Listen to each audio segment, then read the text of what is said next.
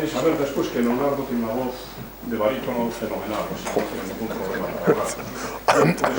Leonardo Inier es un amigo nuestro, que ya ha dado una conferencia aquí el año pasado, el curso pasado, y nos habló, y yo tengo la opinión, que la mayoría de la gente que asistió está encantada, nos hablaba del ferrocarril de alta velocidad, no solamente en España, sino en el mundo, ¿verdad? Una visión completa, amplia. Y este año le hemos convencido para que nos hable también de un gran proyecto internacional, que es el Canal de Panamá. El Canal de Panamá, ahora vamos a hablar más. Él nos va a hablar del canal. Leonardo de Miel es ingeniero de canales, caminos y puertos. Y es una persona, digamos, ligada con la empresa. Durante 14 años trabaja en una empresa constructora y participa directamente en la construcción de su especialidad. Canales, puertos, centrales nucleares, canales y obras marítimas variadas, ¿verdad? Después, durante 8 años, trabaja en una empresa consultora. Y en esta empresa, pues dirige equipos de ingenieros redactando proyectos. ¿De qué? Pues lo mismo, de su especialidad. Canales, puertos, carreteras, grandes obras públicas. En el año 95, que claro, hace ya una temporada, ingresa en el Ministerio de Fomento, de Obras Públicas, en aquellas épocas, ¿verdad? Sí, sí. No. Y ahí trabajó como director de estudios y proyectos en la Dirección General de Ferrocarriles. Ya se va especializando un poquito más en el campo del transporte. Y después, con el cambio que ha habido en Renfe, etcétera, pues ingresa en ADIF en el año 2003. Sabéis que ADIF es la compañía que paga el servicio de ferrocarriles. Como administrador de infraestructuras, bueno, allí es responsable directo de los departamentos de supervisión de proyectos y auditorías de calidad. Y sobre todo, digamos, y fundamentalmente en todo el proyecto de construcción de las líneas de alta velocidad. Y bien, hace unos meses, pues como os decía, nos habló de este gran proyecto de las líneas de alta velocidad. Y ahora nos va a hablar del canal de Panamá. Imaginaos cómo era el transporte internacional marítimo cuando no había canal en Panamá. ¿Qué os imagináis que ocurría en esa época? Antes de 1914, que es la Primera Guerra Mundial. Pues los barcos que tenían que unir los dos océanos, el Atlántico y el Pacífico, tenían que bajar hasta el Cabo de Hornos, hasta el sur de la Argentina, en la Antártida, prácticamente.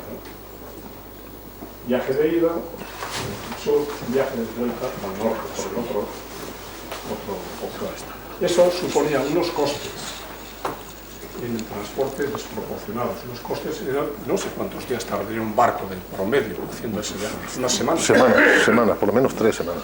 3 semanas es un tiempo medio que llevaba a un barco de transporte a hacer un viaje desde una latitud parecida que se lleva a la del Caribe hasta la costa de California. 3 semanas. Y esto ahora, claro, a partir de 1914, pues se hace en unas pocas horas. Atraviesa el Istmo de Panamá. ¿Qué consecuencias ha traído esta gran obra, una obra ciclópea, una obra, digamos, digital, ¿no? Bueno, pues supone dinamiza, abarata y dinamiza el transporte internacional y el comercio. Y además modifica los modos y las estructuras de todo el comercio internacional. Imaginaos que a algunos les ha beneficiado y a otros les ha perjudicado. Todos los puertos de la costa del Pacífico, de Chile, por ejemplo, pues han perdido una gran cantidad de movimiento portuario. Sin embargo, todo eso se compensa con un enorme aumento del transporte por otros medios. Bien, ha supuesto un factor de desarrollo importantísimo en esas zonas, del Pacífico, y hoy en día son Estados Unidos, China, Chile, Japón y Corea del Sur los grandes usuarios del canal de Panamá. Para ellos es un elemento vital, un elemento estratégico en su política comercial. Y bueno, pues yo os dejo con Leonardo, que es quien nos va a hablar realmente en detalle de esta gran obra. Bueno. Un aplauso para él.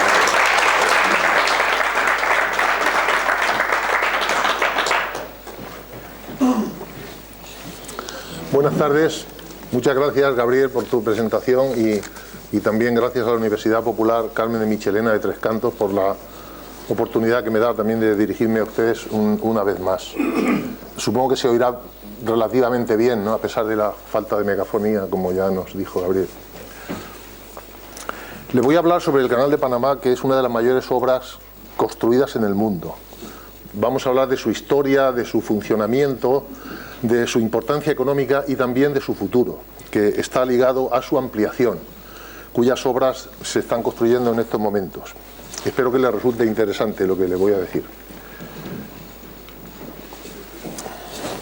Panamá es un país que está situado en la parte más estrecha del Istmo Centroamericano. Tiene fronteras con Costa Rica al oeste y con Colombia al este. Y sus costas dan al Mar Caribe, las del norte, y al Océano Pacífico, las costas del sur. Aquí vemos también los colores de su bandera y su escudo nacional. La República de Panamá, que es su nombre oficial, no es un país muy grande, tiene unos 75.000 kilómetros cuadrados y aproximadamente unos 3,5 millones de habitantes. Y el idioma oficial es el español. El Canal de Panamá es una vía de navegación interoceánica entre el Atlántico y el Pacífico, que atraviesa el Istmo de Panamá en uno de sus puntos más estrechos. Muchos lo consideran la más grande obra de ingeniería del siglo XX, y en su momento se le llegó a calificar como la 8ª maravilla del mundo. La historia de la construcción del canal es la del ingenio, el esfuerzo humanos, con años de sacrificio y grandes derrotas hasta conseguirlo. Fueron muchos los que perdieron sus vidas en el esfuerzo. Se calcula que más de 30.000 personas, por accidentes, enfermedades, etc. Se inauguró el 15 de agosto de 1914, pronto hará 100 años, y ha tenido un efecto importantísimo al acortar tiempo y distancia en la comunicación marítima, dinamizando el intercambio comercial y económico al proporcionar una vía de tránsito corta y relativamente barata entre los dos océanos. Y esto ha influido decisivamente en el comercio mundial. Esta foto fue tomada el día de su inauguración. Se trata del barco de vapor llamado Ancón, que realizó el primer viaje oficial. Este barco había sido construido en 1902 en astilleros de Estados Unidos y en el año 1910 lo compraron como formando parte del equipo que se utilizaría en la construcción del canal. En este plano podemos ver la zona del istmo en la que está el canal.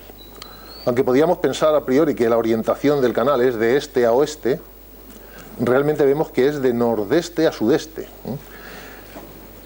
La ciudad de Panamá está aquí, como se ve, en la costa del Pacífico.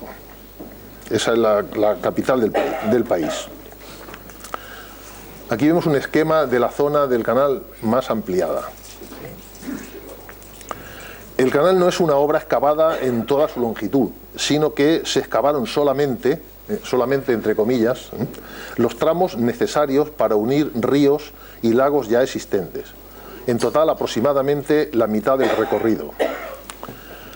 Los tramos excavados en tierra firme fueron la unión del Golfo de Panamá, que está en el Pacífico, con el lago Miraflores, abajo a la derecha de la imagen.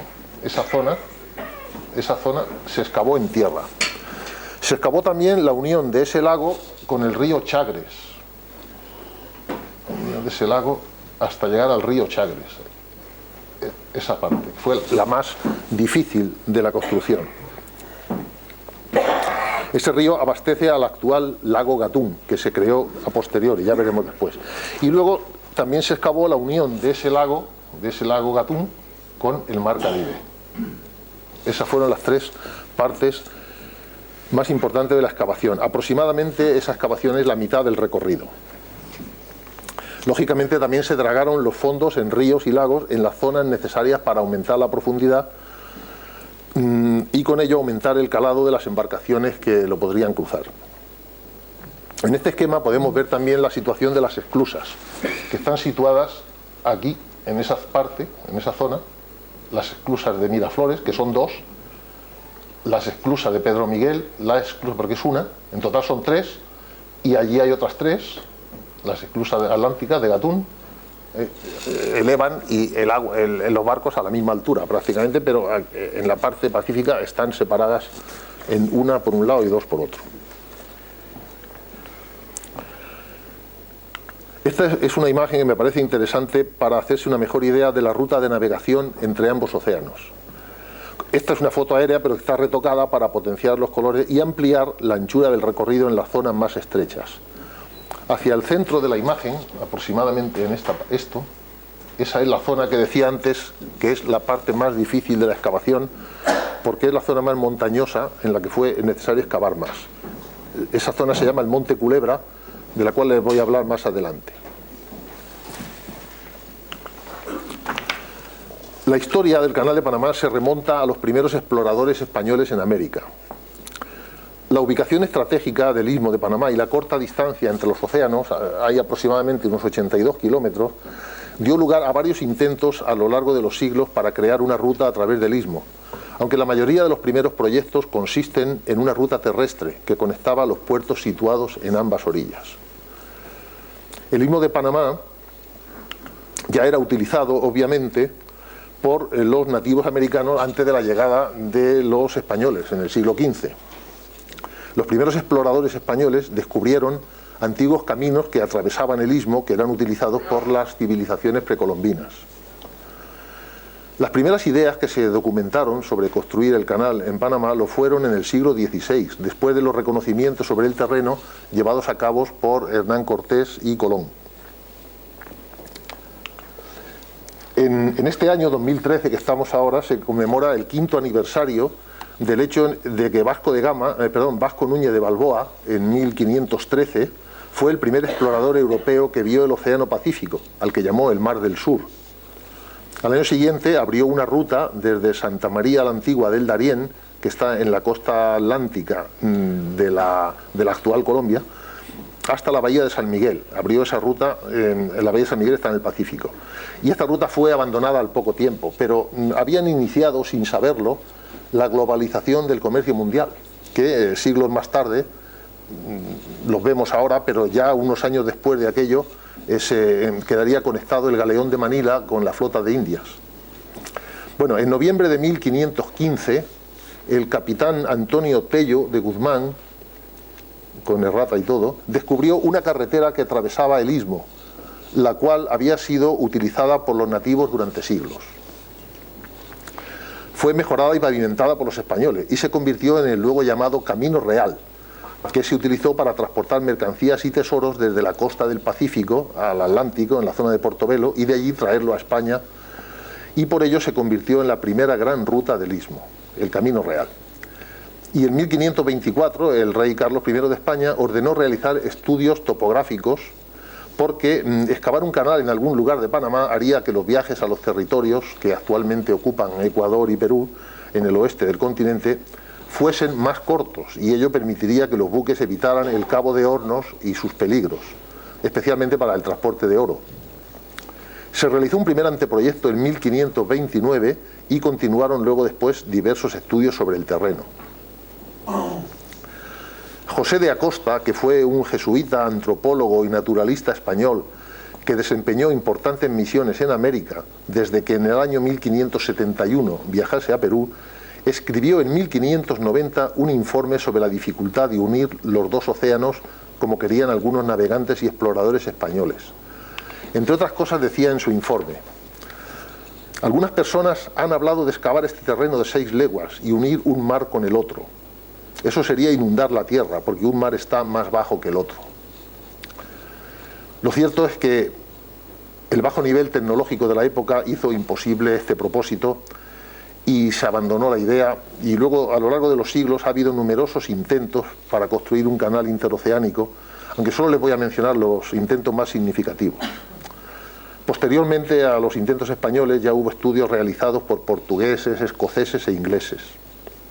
Estos bajo la bandera del rey Guillermo III, alrededor del año 1700. Dada la dificultad de construir un canal, el ferrocarril pareció ser la solución ideal para la conexión interoceánica tras su invención en el primer cuarto del siglo XIX. Los estudios se iniciaron en 1827 y se propusieron varios proyectos y se buscó financiación. El ferrocarril de Panamá se acabó construyendo a través del istmo entre 1850 y 55, desde Colón, en la costa atlántica, hasta la ciudad de Panamá, en la costa pacífica. El proyecto representa una obra maestra de la ingeniería de su época. Fue realizado en condiciones muy difíciles. Se estima que aquí también hubo una mortandad enorme de personas, aproximadamente 12.000, durante la construcción, y la mayoría por enfermedades, cólera y malaria. Hasta la apertura del canal, el ferrocarril transportó el mayor volumen de carga por unidad de longitud que cualquier otra vía férrea en el mundo. Volvamos brevemente a los estudios previos para excavar un canal que habían sido abandonados a finales del siglo XVII. Entre el año 1850 y el 1875 se llevaron a cabo muchos nuevos estudios, lo que llevó a la conclusión de que los dos caminos más favorables eran a través de Panamá, que entonces formaba parte de Colombia, y a través de Nicaragua. La existencia de esta línea ferroviaria en servicio ya resultó ser un factor determinante para que al final fuera elegido Panamá para la construcción del canal, frente a la alternativa de Nicaragua. Estos planos que vemos aquí en la imagen forman parte de los estudios realizados por el barón prusiano Alexander von Humboldt para construir un canal en el istmo centroamericano.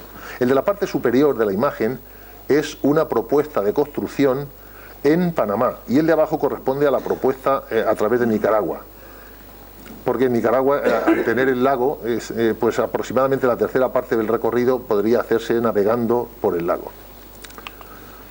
Este polifacético alemán trabajó mucho en América, realizando numerosos estudios antropológicos, geográficos, astronómicos, etc. En algunos ámbitos se le considera el padre de la geografía moderna universal.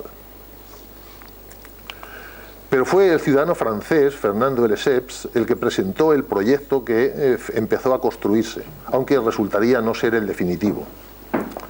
Este personaje ha pasado a la historia por promover dos obras de ingeniería muy ambiciosas durante la segunda mitad del siglo XIX, el Canal de Suez y el Canal de Panamá. El de Suez lo concluyó con éxito en 1869, por lo cual recibió muchos honores. Pero la suspensión del segundo, 20 años después, en 1889, le acarreó la repulsa general y formó parte de uno de los mayores escándalos financieros en Francia a finales del siglo XIX. De hecho, ya octogenario, acabó arruinado, en prisión y con algunos trastornos mentales. El resumen de la historia es el siguiente. En mayo de 1879, Lesseps presentó en el Congreso de la Sociedad de Geografía de París su proyecto de canal interoceánico sin esclusas para conectar el Atlántico con el Pacífico a través del istmo. Para elaborar su proyecto había contado con la colaboración de István Thurr, un general italiano de origen húngaro, y del príncipe Bonaparte Weiss, descendiente de Napoleón, que habían realizado exploraciones en la zona.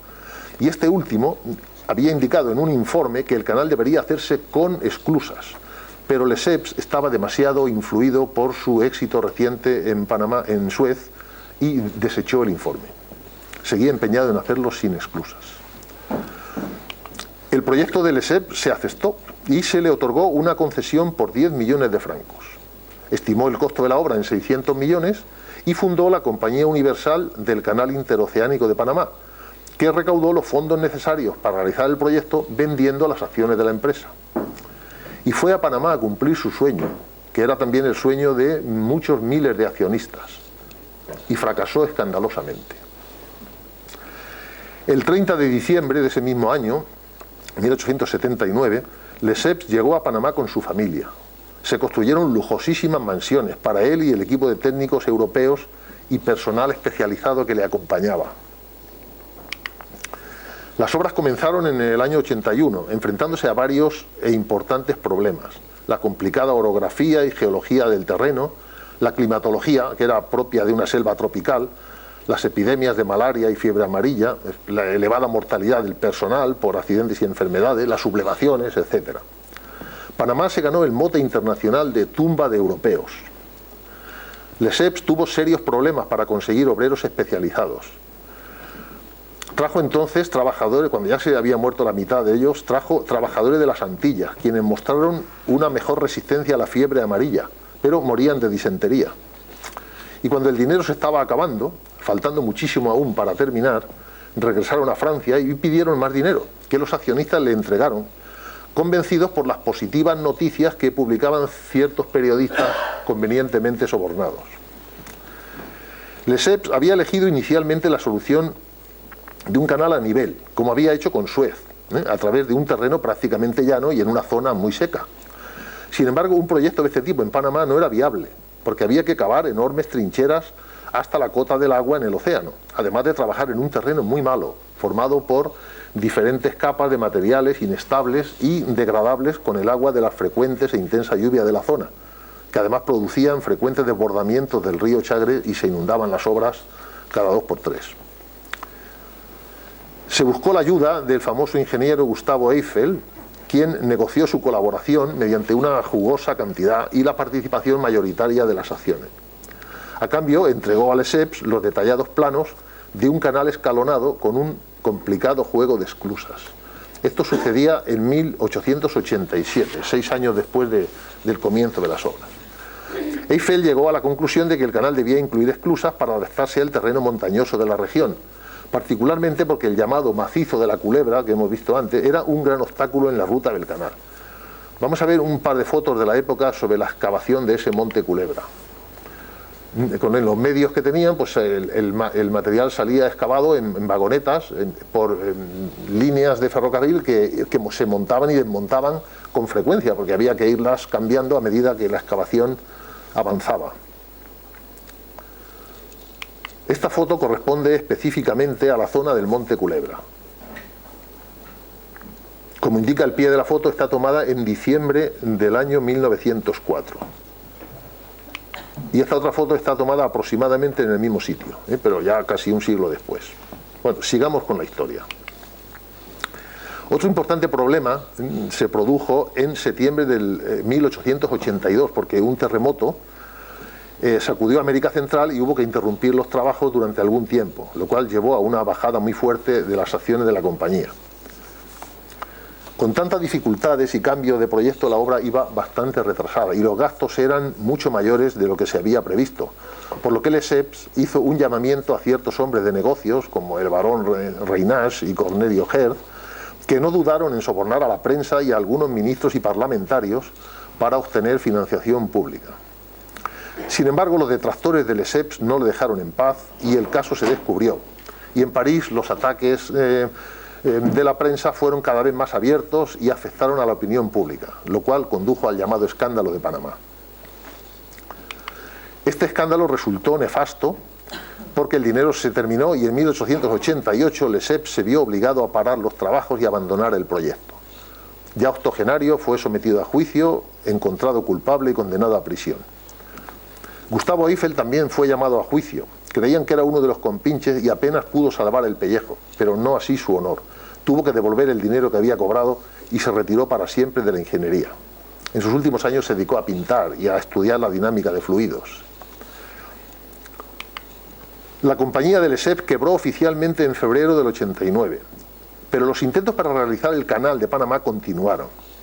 Y al frente de la dirección del proyecto se nombró a Philippe-Jean Binot-Barillat, que es el ingeniero que había sido jefe de la obra de construcción del canal, el cual, para obtener apoyo financiero y de acuerdo con los gobernantes de la nueva República de Panamá, que estaba recién independizada de Colombia, se dirigió al gobierno de Estados Unidos proponiendo nada menos que ceder en arrendamiento los derechos de construcción y de explotación del canal, es decir, les ofreció un gran negocio que hasta entonces no había sido viable. Pero ellos sí iban a ser capaces. Este señor había llegado a Panamá en el 1884, contratado por Lesseps, cuando veía que los trabajos no avanzaban, para mejorarlos, y de hecho en un año ascendió rápidamente dentro de la organización, hasta que en 1888 tuvo que dejar el país debido a la quiebra y a la paralización de las obras, como hemos visto antes. Sin embargo, seguía pensando que aquello era posible, y acabó convenciendo al Senado de Estados Unidos para que se construyera el canal en el Istmo de Panamá.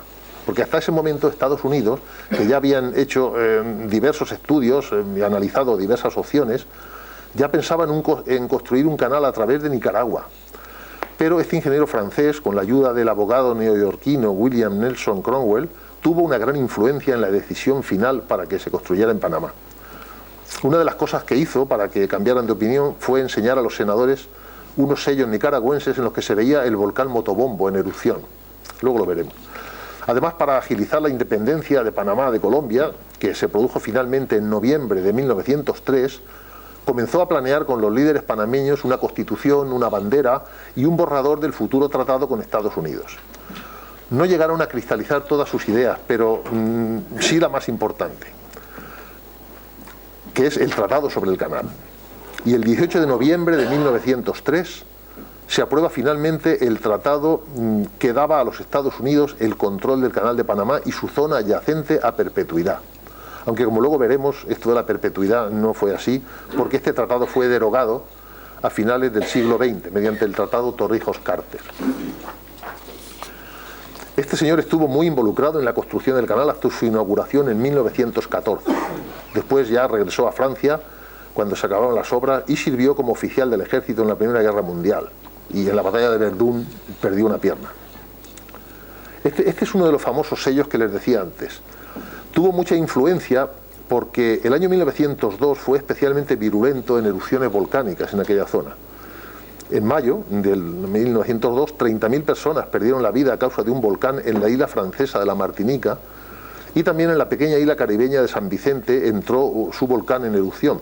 Y todos estos datos pues eran reflejados en la prensa norteamericana, en donde se creó una especie de histeria con los volcanes. Esto lo aprovechó muy bien Cromwell, el abogado neoyorquino que hemos mencionado antes, que había sido contratado para ayudar en las gestiones con los políticos. Primero envió un artículo al New York Sun, exagerando que el volcán Motobombo había entrado en erupción y había provocado terremotos. Después envió un sello como este a cada uno de los senadores norteamericanos, y en cada carta les decía: esto es un testimonio oficial de la actividad volcánica de Nicaragua. Con ello estaba transmitiendo un claro mensaje, que es una locura invertir en obra de ingeniería en un sitio tan inestable sísmicamente como Nicaragua. Además dio una larga charla en el Senado, en donde, tras mostrar una serie de mapas sobre las zonas con mayor peligro, se mostraba claramente favorable a la ruta panameña frente a la nicaragüense. Por cierto, por toda esta labor de lobbying, Cromwell exigió la nada desdeñable cifra de $800.000 del año 1902. Bueno, en definitiva, se concedieron a Estados Unidos los derechos a perpetuidad del canal, así como el control de una amplia zona de 5 millas, unos 8 kilómetros a cada lado del mismo, a cambio de una suma de $10 millones y una renta anual de 250.000. Este esquema que vemos aquí representa la zona incluida en el tratado, con los bordes, ¿no? Los bordes a cada lado, unos 8 kilómetros, como he dicho antes, a cada lado. El 4 de mayo del año 1904 se firmó el acta por la cual se hizo cargo de las obras el Cuerpo de Ingenieros del Ejército de los Estados Unidos. Montaron una impresionante industria capaz de excavar, perforar, trasladar y construir. Jamás se habían visto tantas máquinas tan grandes y tan diversas, y todas en la misma obra. Llegaron técnicos y expertos en todos los campos. Llevaron cientos de excavadoras y camiones y construyeron líneas ferroviarias desmontables para trasladar millones de metros cúbicos de piedra y tierra. Llevaron los mejores médicos e investigadores del trópico para erradicar el paludismo y la fiebre amarilla. Llevaron también miles de trabajadores antillanos y construyeron hospitales y cientos de edificios para alojarlos. Fumigaron cada rincón del área del canal y también en las ciudades de Panamá y Colón. Acabaron con el último mosquito transmisor de fiebres. Construyeron además un moderno sistema de alcantarillado en las ciudades y también potabilizadoras de agua, erradicando para siempre la disentería. Y para excavar el terreno utilizaron profusamente la dinamita. También formaron el lago Gatún. Esto vemos ahí. En realidad es un embalse artificial, no es un lago natural, porque para formarlo pues tuvieron que construir la presa de Gatún sobre el cauce natural del río Chagres. La presa está allí, a ver, ahí en la desembocadura del río, aquí un poco antes de las, en esa zona está el río Chagres, continúa por allí, pues cerraron el cauce ahí, en esa zona. En su momento era el lago artificial mayor del mundo, hasta esa fecha en que se construyó. Colocaron cientos de miles de toneladas de hormigón para la construcción del canal, que también fue otro récord que nunca antes había alcanzado. Y el canal es escalonado, adaptado a la topografía del terreno, con esclusas que se llenan con el agua del citado lago. Construyeron 3 grupos de enormes esclusas. Las compuertas pesan unas 660 toneladas, cada una de las más grandes.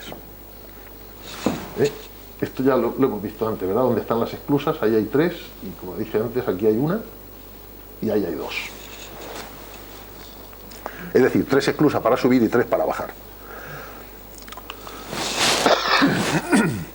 En esta imagen, además de la planta de trazado del canal, vemos aquí un perfil longitudinal de la excavación. O sea, imaginemos que hay un corte justamente por el trazado y ahora lo vemos desarrollado en vertical. Y vemos el fondo de la excavación, perdón, el fondo del terreno natural, y la zona del Monte Culebra, que el disparate inicial que planteaban de construirlo sin esclusas hubiera obligado a excavar todo esto para conectar el nivel de los 2 océanos y excavar ahí pues hasta 80 y tantos metros en esa zona precisamente del canal. Bueno, en este perfil longitudinal, lógicamente, las escalas gráficas horizontal y vertical son diferentes, ¿no? En menos de 10 años se consiguió terminar las obras, y el 15 de agosto del año 14 se inauguró oficialmente el Canal de Panamá. El Tratado de Cesión fue muy protestado en Panamá durante las décadas siguientes. Tras la Segunda Guerra Mundial, en plena época de descolonización en Asia y África, aparece el sentimiento nacionalista panameño, además de extenderse el anti-norteamericanismo. La nación panameña deseaba recuperar el control de la zona del canal. Y las negociaciones se iniciaron en 1970 entre el gobierno de los Estados Unidos y las autoridades panameñas. Estaba en el poder el presidente Jimmy Carter, que era menos proclive a las actitudes imperialistas y más dado a la negociación, y precisamente el tratado se firmó entre él, el presidente Carter, y el jefe del gobierno de Panamá, que era a la sazón Omar Torrijos. Y mediante este tratado, Torrijos-Carter se devolvió a Panamá el control completo del canal el 31 de diciembre de 1999. Esta foto fue tomada el día que se firmó el tratado, aunque transcurrieron después 22 años de transición desde este momento hasta el traspaso de la gestión y las competencias totales a las autoridades panameñas. Durante estos años, en Estados Unidos hubo también mucha oposición al tratado, por lo contrario, e incluso hubo algunos intentos para conseguir la derogación del tratado. Incluso hubo una invasión de Panamá en el año 1988, en fin, pero eso son otras historias. Bueno, desde el 31 de diciembre de 1999, el canal está administrado por la Autoridad del Canal de Panamá, a la cual me referiré a partir de ahora con la sigla ACP.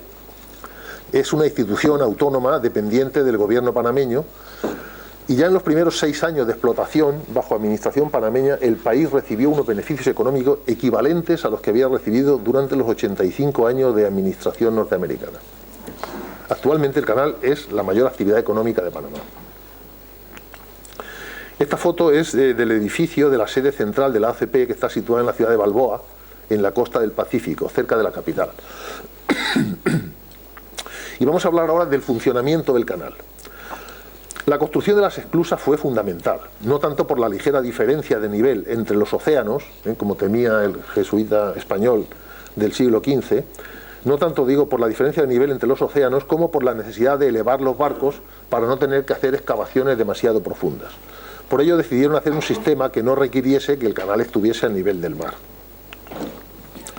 En este esquema vemos una sección transversal del istmo que nos ilustra sobre esta cuestión. El sistema, en resumen, funciona así. Llega el barco desde el océano Atlántico, por ejemplo, si llega desde el Pacífico, pues es lo mismo, ¿no? Entonces las compuertas de la primera esclusa están abiertas y el barco entra en la primera esclusa. Entonces se cierran las compuertas, entonces se eleva el agua en la primera esclusa hasta ponerla al nivel de la segunda. Y entonces, con los niveles de agua igualados, se abren las compuertas y el barco pasa a la segunda esclusa. Y lo mismo para la tercera. Cada esclusa eleva el barco aproximadamente unos 9 metros hasta llegar al nivel del agua del lago Gatún, que está entre la cota 26 y la 27.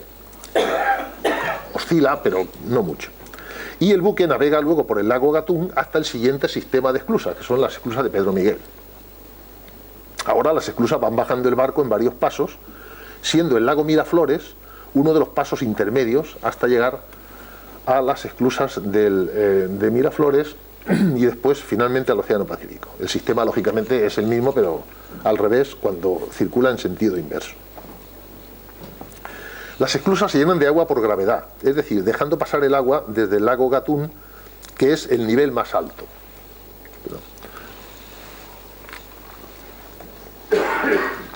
Y el agua del lago se repone con las abundantísimas lluvias que hay en la zona, del orden de 3.500 milímetros de media al año, es decir, unos 3.500 litros por metro cuadrado, que afluyen al lago a través de dos ríos. El principal es el río Chagres, como ya he dicho. El diseño de las compuertas es en forma de V, y con esta forma la presión del agua contribuye a mantenerlas firmemente cerradas cuando la cámara está llena. En realidad cada compuerta son dos, por seguridad. Si se averiara una o si un barco chocara con una y la rompiera, la otra podría contener las aguas y así evitar que funcionara mal o una inundación. Bueno, cada cámara de agua o esclusa se llena de agua en unos 8 minutos aproximadamente. Y el tiempo que se tarda en las operaciones es muy importante, porque el paso de buques es continuo a lo largo del canal, en promedio unos 38 al día, está funcionando 24 horas al día. Esto hace una media de 14.000 al año, y por ahora no caben más, ya veremos después cómo se ve claramente eso. Cuando los niveles de agua se igualan delante y detrás de las compuertas, pues estas se abren o se cierran para dar paso en el sentido opuesto, lo que ya hemos comentado antes. En esta imagen vemos las esclusas de Miraflores y 3 barcos en distintas fases de su paso por ellas. En la de la izquierda vemos un barco que acaba de pasar, ya está allí arriba. Aquí hay otro que está intentando pasar, iniciando, y luego en la otra, en el otro carril, pues vemos otro que se acerca para iniciar su paso.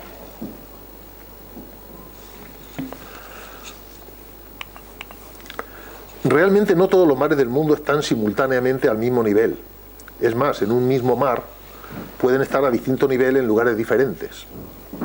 De hecho, ya saben que para determinar una altitud tomando como referencia el nivel del mar, hay que especificar el lugar en el que se mide ese nivel del mar. En España ya sabemos que se utiliza como cota cero de las referencias topográficas el nivel del mar en Alicante. Como también saben, la diferencia de altura en los distintos lugares de los diversos mares se debe principalmente al efecto de las mareas, aunque también influye el viento, etcétera. Y el paso natural para nivelarse estos océanos, el Atlántico y el Pacífico, pues es a través del Cabo de Hornos, que está en el extremo sur del continente, que está bastante alejado de Panamá, por cierto. Así pues, el continente constituye una barrera natural para la nivelación de los océanos.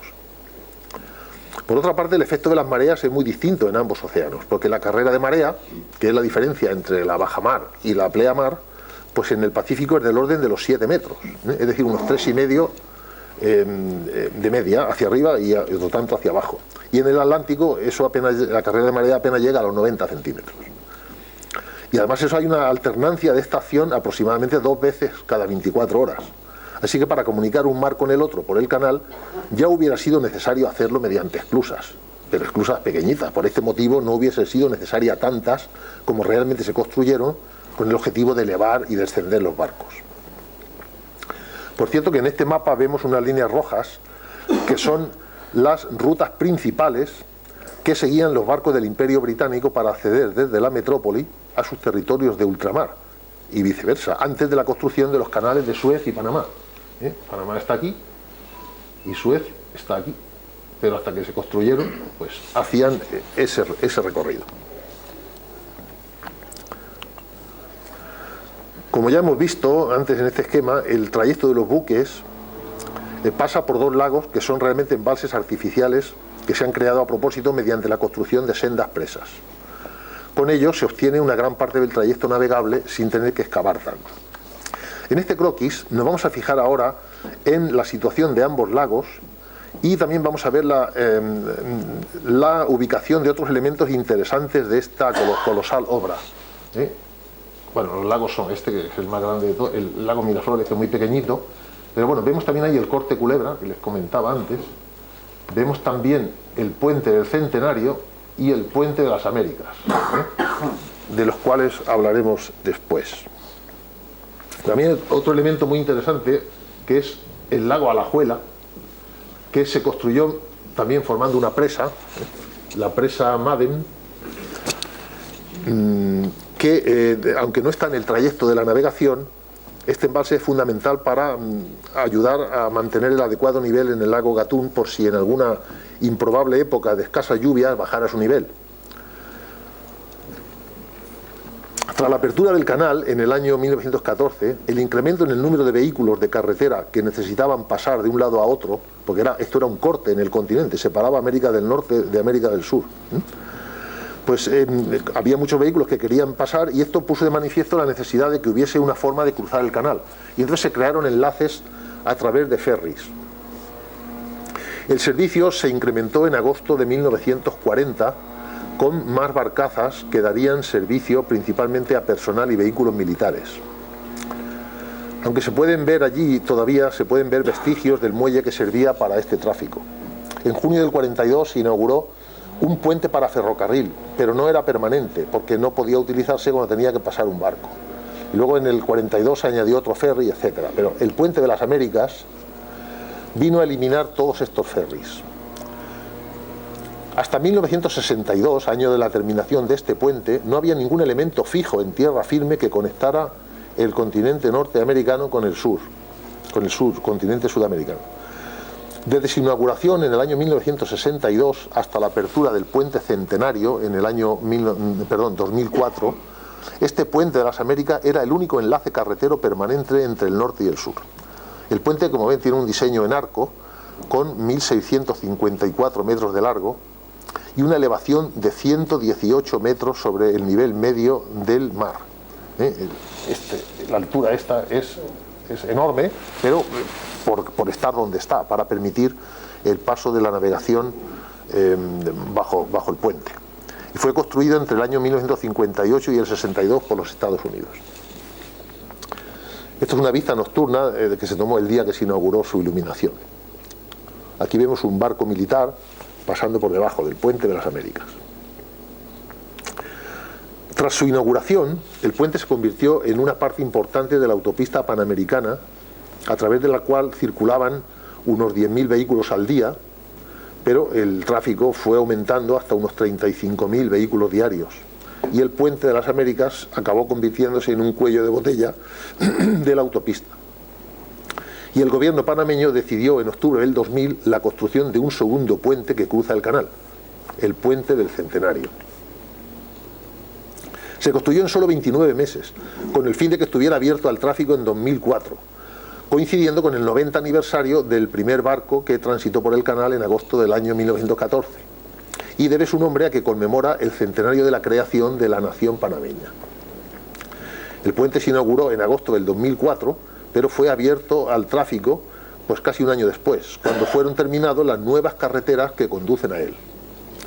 El puente tiene un diseño atirantado, como vemos, bastante moderno, con una longitud total de 1.052 metros y su vano principal mide 320. Bueno, la elevación sobre el nivel del agua es de unos 80 metros, permitiendo que los grandes buques pasen por debajo. Este puente fue diseñado también para soportar los temblores de tierra que se registran con frecuencia en la zona. El puente está apoyado en dos torres que tienen 184 metros de altura y hay 6 carriles de tráfico para la circulación, 3 en cada sentido. La torre oeste se construyó... le he dado aquí. Este es el puntero. La torre oeste se construyó unos 50 metros tierra adentro para permitir la futura ampliación del canal, lo cual está viniendo muy bien ahora. Pues bien, esa ampliación se está construyendo ya. Desde hace bastantes años se venía hablando de la necesidad de ampliar el canal para solucionar la congestión del tráfico marítimo originada por el gran número de barcos y también para permitir el paso de buques más grandes. En el año 1939 ya se iniciaron excavaciones para construir las obras de ampliación, pero por la entrada de los Estados Unidos en la Segunda Guerra Mundial se paralizaron estos trabajos. En este gráfico vemos el crecimiento experimentado por el número de circulaciones marítimas, que son la línea de color rojo, y por las toneladas de carga, que es la línea amarilla. desde su inauguración en el año 14 hasta el año 2009, en que está hecho este gráfico. La línea roja está con pequeñas oscilaciones, prácticamente horizontal desde el año 1970. Ay, perdón, es que le doy indebidamente. Prácticamente del año 70, a ver, ¿dónde está el año 70? Es que ahí no lo veo bien, aquí en la pantalla lo veo mejor. Está el 69 y el 74. Pues, por eso no se ve el 70. no sé, está. Bueno, pues prácticamente el último tramo de esta línea es horizontal, alrededor de los 14.000 barcos diarios, que no tiene más capacidad el canal en este momento. Ha crecido mucho, sin embargo, la cantidad de toneladas. La línea amarilla ha crecido mucho porque las navieras decidieron construir los mayores barcos que pudieran pasar por el canal. Y así nació la generación de barcos llamados Panamax. Vemos que las caídas del crecimiento en ambas curvas se producen en los años en que hay crisis económicas mundiales, siendo las más significativas la correspondiente al año 29, que es la del año del crack de la bolsa de Nueva York. También a mediados de los años 40, por la Segunda Guerra Mundial, hubo una caída en el tráfico, y a mediados de los años 70 se aprecia otra caída por la demanda por la famosa crisis del petróleo, y también se nota la crisis actual, que empezó a finales de la pasada década. Aquí, ahí va, vaya, perdón. Hay una caída también ahí al final de la curva. Actualmente los principales usuarios del canal son buques de Estados Unidos y de China, también de Corea, Singapur, como ya dijo Gabriel en la presentación. Las obras de ampliación del canal se iniciaron oficialmente el 3 de septiembre del 2007. Se pretendía inaugurar las nuevas esclusas el 15 de agosto de 2014, justo el día en que se conmemorará el primer centenario. Pero ello no va a ser posible hasta bien entrado el año 2015. El coste aproximado de estas obras de ampliación se presupuestó en 5.250 millones de balboas, que es la moneda panameña equivalente al dólar, unos 4.000 millones de euros. Aunque el coste exacto de una obra nunca se sabe hasta que se termina. Lógicamente, las obras de construcción de la ampliación no afectan al funcionamiento del canal, que tiene que estar continuamente operativo. Los trabajos más delicados en unas obras son las voladuras, como vemos aquí una foto, que son necesarias para excavar el terreno, pero estas hubo que programarlas y efectuarlas con muchos miramientos, coordinándolas en lo posible y supeditándolas en lo no posible al paso de los buques, que en definitiva son los que mantienen en pie el negocio. Con la ampliación, la ACP pretende duplicar la capacidad de tránsito del canal de 300 a 600 millones de toneladas anuales. Actualmente el tráfico por el canal representa aproximadamente el 8% del comercio mundial y aproximadamente el 25% del tráfico comercial entre Asia y la costa este de Estados Unidos. Actualmente el canal tiene dos carriles por sentido, como hemos visto antes, ¿no?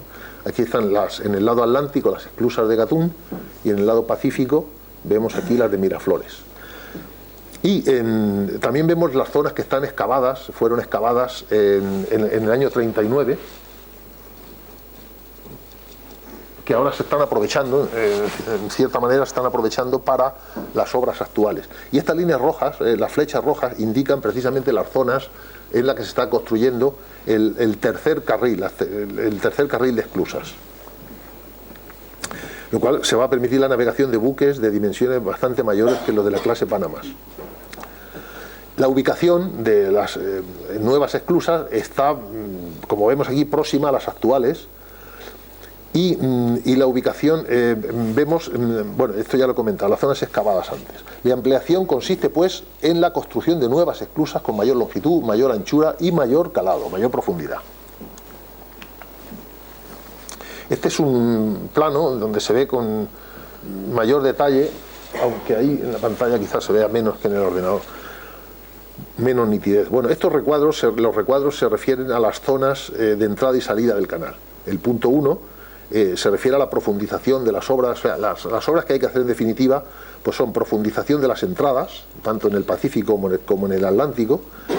Hay que hacer también un ensanchamiento y profundización de los cauces de navegación en los lagos, en el lago Gatún y en el Corte Culebra.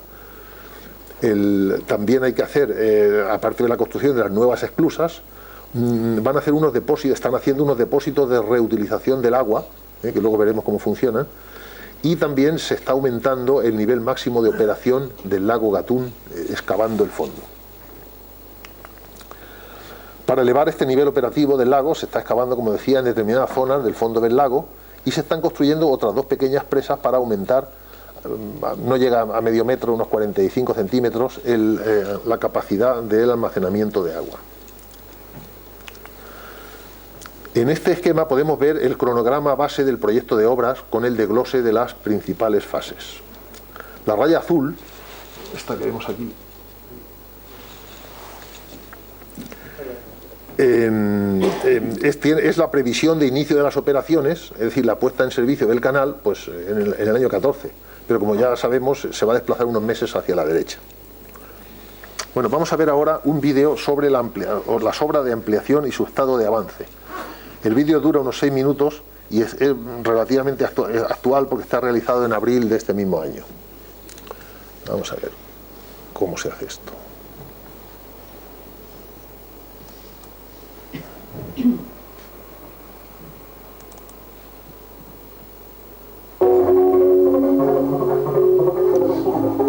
¿Cómo lo puedo ampliar?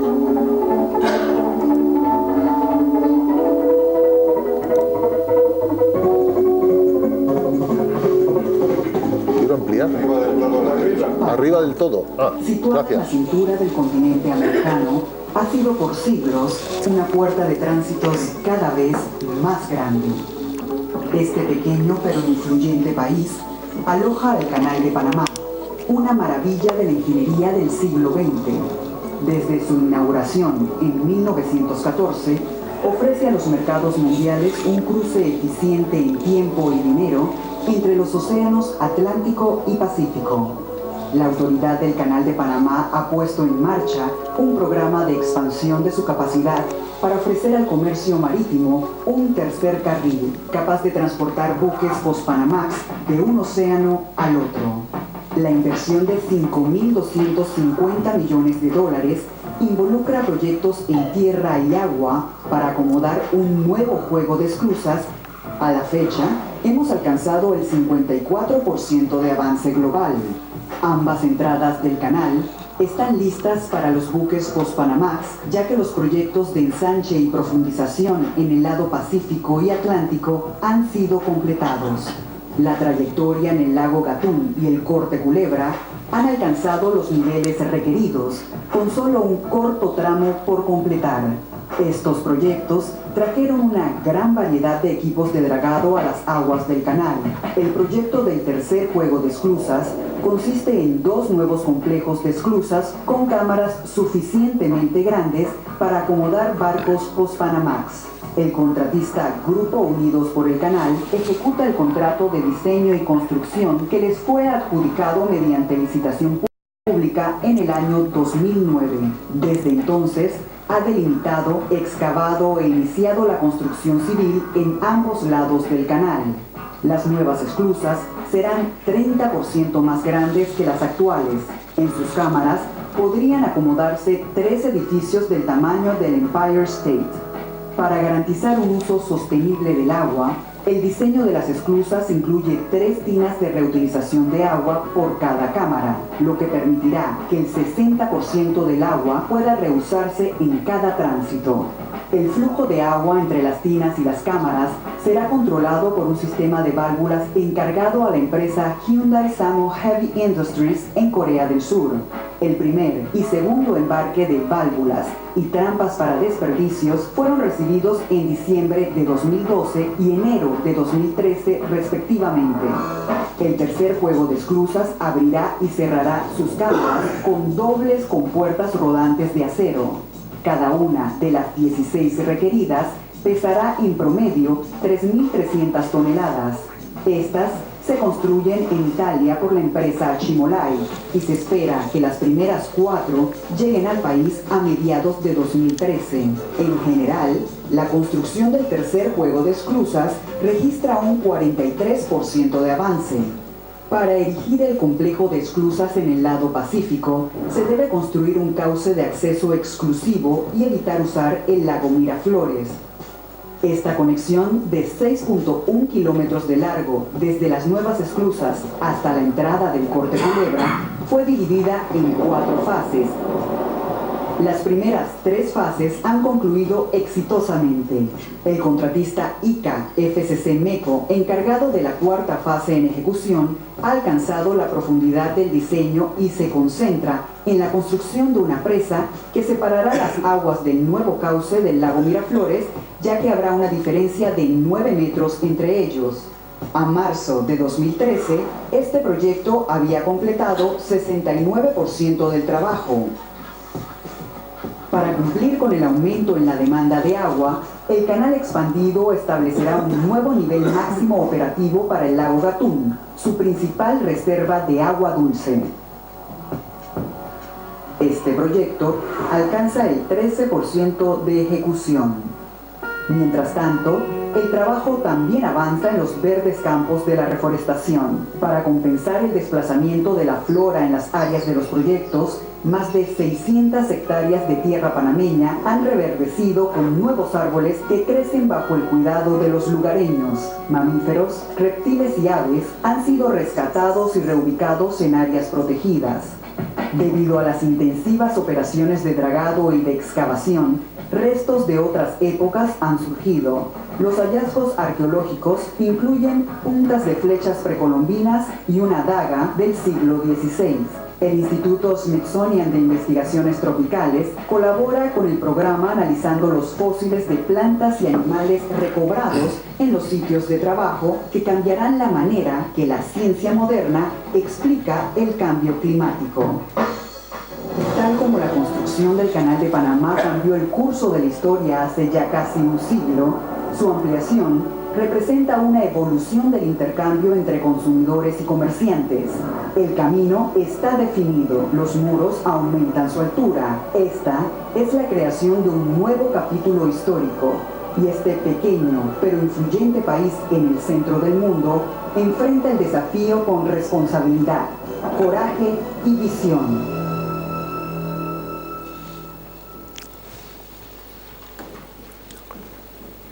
Vamos a ver. ¿Y ahora?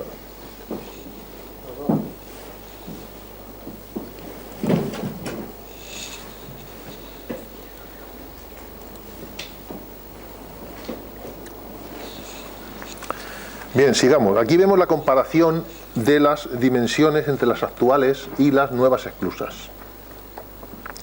El crecimiento de las dimensiones es del orden del 64% en la anchura para llegar a los 55 metros, un 40% de longitud para llegar a los 427 metros y un 20% en la profundidad para llegar a los 18-30 metros de calado, unos 60 pies.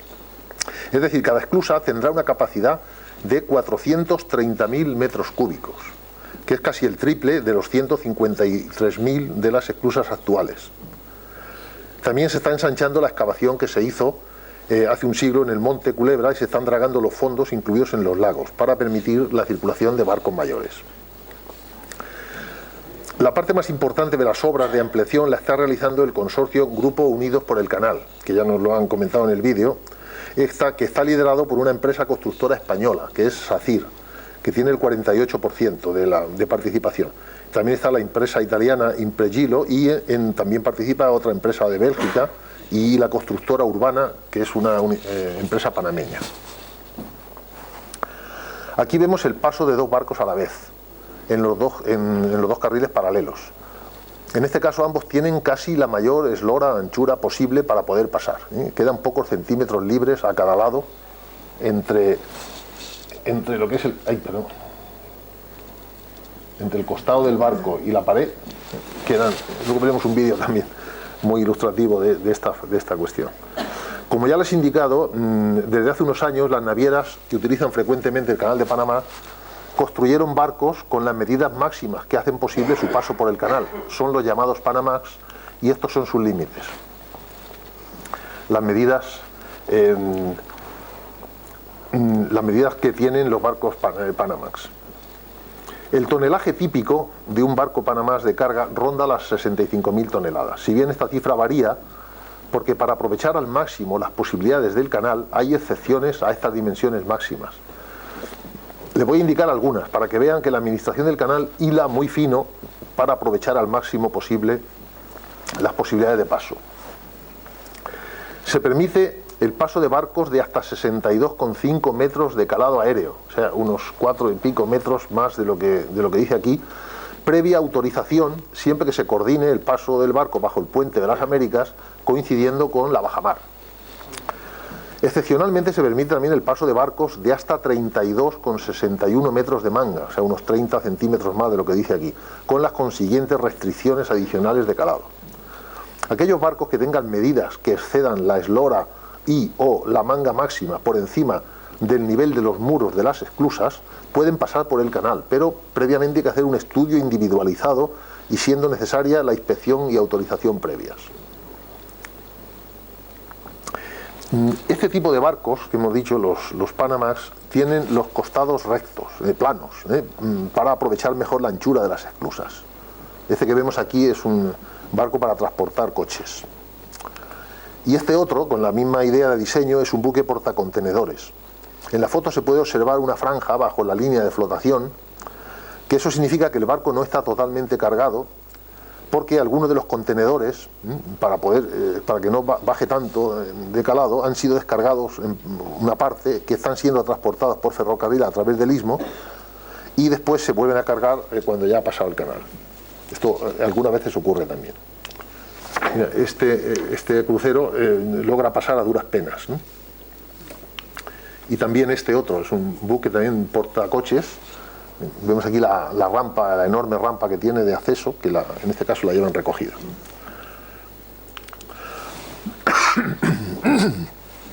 La creciente existencia de barcos del tamaño máximo se ha convertido en un problema para el canal, porque el paso de un Panamax supone una delicada operación en la que se debe manejar el buque con mucho cuidado. La maniobra es más lenta, se alargan los tiempos de estancia de estos barcos en las esclusas y obligan a que el paso se realice durante el día, con luz solar, porque no pueden pasar los barcos mayores, que pasan casi rozando la pared, no pueden pasar por las noches. Además, dos barcos Panamax en este momento a duras penas se pueden cruzar con seguridad por la zona de curvas del llamado corte culebra. Necesitan el auxilio de remolcadores, entonces hay que establecer un sistema de preferencia de paso, etcétera. El tamaño Panamax fue durante algún tiempo un factor determinante en la arquitectura naval que limitó la capacidad de las embarcaciones. Sin embargo, a partir de los años 90, el aumento del comercio mundial ha sido muy significativo, incrementando el tráfico marítimo y los volúmenes de mercancías, por lo que las economías de escala se han vuelto determinantes para abaratar los costes. El transporte marítimo, aunque es lento, es el más económico de todos los modos de transporte. Y como las cargas transportadas son enormes, es imprescindible reducir los costes unitarios, por lo cual se ha recurrido a buques de tamaño cada vez mayores, máxime teniendo en cuenta que los puertos movilizan más del 90% del comercio mundial. La cuenca del Pacífico triplica en extensión a la cuenca del Atlántico.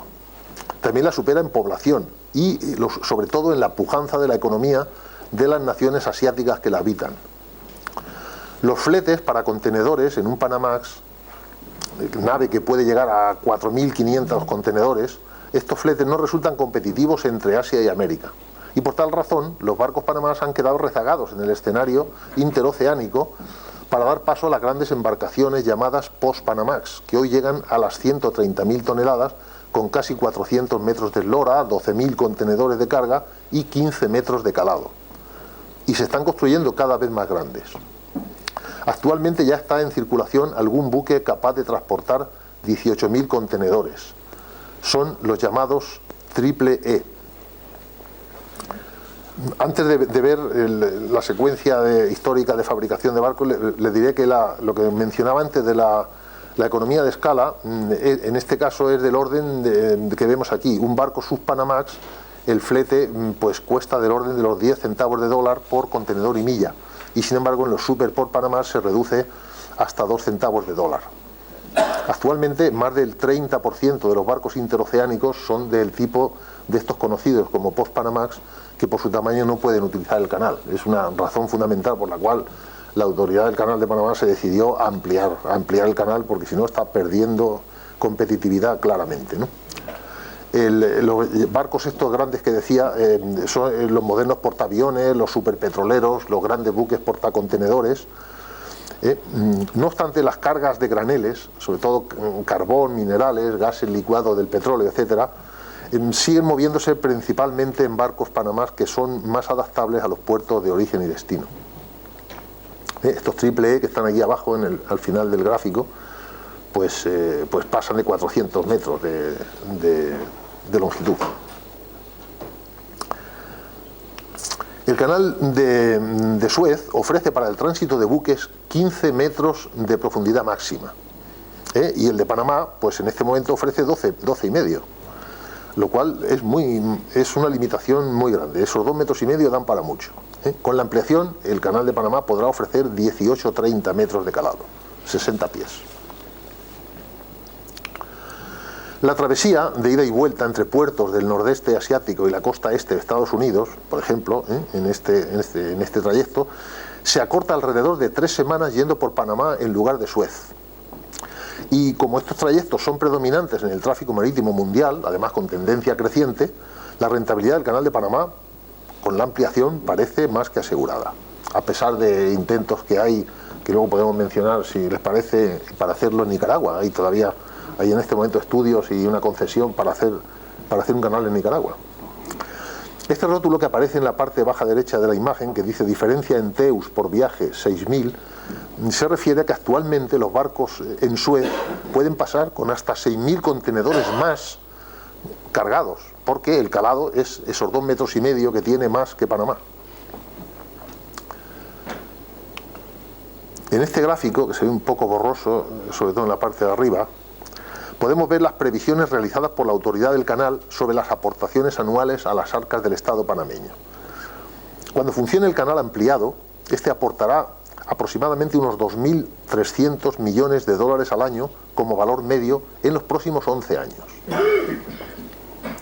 Si comparamos los ciclos de 10 años anterior y posterior al año 15, el año de la inauguración, es decir, desde el año 2005, ya vemos que se triplica las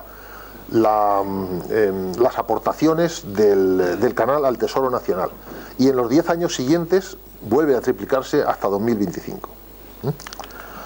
Aquí podemos ver un esquema de las principales rutas interoceánicas. Cuando dice aquí sistema intermodal,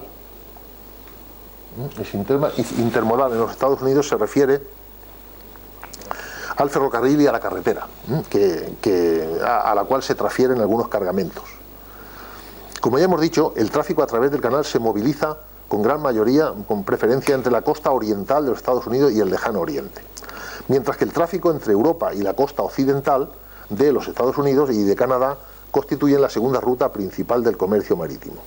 Por ejemplo, un barco que sale de la costa oriental de Estados Unidos en dirección a Japón por la vía del Canal de Panamá, pues se ahorra unas 3.000 millas en comparación con la siguiente alternativa más corta. Y un barco que traiga, por ejemplo, bananas desde Ecuador hasta Europa, se ahorra unas 5.000 millas pasando por el canal en lugar de dar la vuelta por debajo de Sudamérica. Bueno, y ya no le voy a aburrir más con tantas cifras, y le voy a comentar algo sobre unos elementos imprescindibles para que pasen los barcos por las esclusas. Me refiero a las llamadas coloquialmente mulas, que son unas locomotoras, aquí vemos una, allí vemos otra, unas locomotoras que sujetan el buque mediante cables en las maniobras de paso por las esclusas. En la foto vemos las que lo están sujetando por la proa a ambos lados de la esclusa. Hay otra aquí y otra allí al otro lado que no se ve. Tensando los cables, alinean el barco para que no roce las paredes de la esclusa. Hay 4 mulas en la proa y otras 4 en popa, bueno, dependiendo también del tamaño del barco. Las de proa tiran, las de popa retienen, y así el barco no puede moverse ni 1 milímetro por su cuenta. No perdamos de vista que un roce con las paredes del canal puede producir daños al casco del buque y, lo que sería todavía peor, daños a las instalaciones del canal.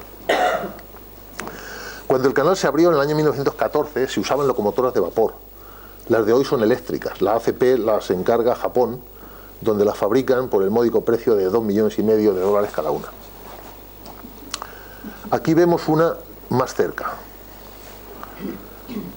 En el barco vemos a los agentes de la autoridad portuaria, de la autoridad del Canal de Panamá, supervisando el tránsito. Mientras pasa un barco, el capitán dimite. El barco queda bajo la autoridad de los prácticos. Debe ser este el único lugar del mundo donde ocurre una cosa parecida, ¿no? Donde el capitán no toma ninguna decisión relativa al movimiento del barco. En la foto vemos que en los bordes del canal hay rampas por las que tienen que acceder, cuando se pasa de unas esclusas a otras, hay unas rampas por las que tienen que acceder las locomotoras para seguir asistiendo al barco que ya ha cambiado de esclusa. Y cuando se trata de un barco de pasajeros, como vemos en esta foto, no, perdón, en esta propia foto, en esta misma foto, tenemos un barco de pasajeros. Entonces los viajeros se agolpan ahí en la proa para ver las maniobras, ¿no? Aquí vemos mejor una de las rampas que les mencionaba antes. En la foto vemos una locomotora subiendo por una de estas rampas que tiene una pendiente muy fuerte, pero tienen una potencia enorme para subir estas pendientes, que aunque son cortas, pero son bastante fuertes. Bueno, vamos a ver ahora otro corto vídeo sobre el funcionamiento, este es bastante más corto, sobre el funcionamiento del canal nuevo, que se va a hacer con remolcadores en vez de con locomotoras. Y tendrá las compuertas rectas, deslizantes, aunque seguirán siendo dobles por seguridad. A ver, ¿dónde está esto?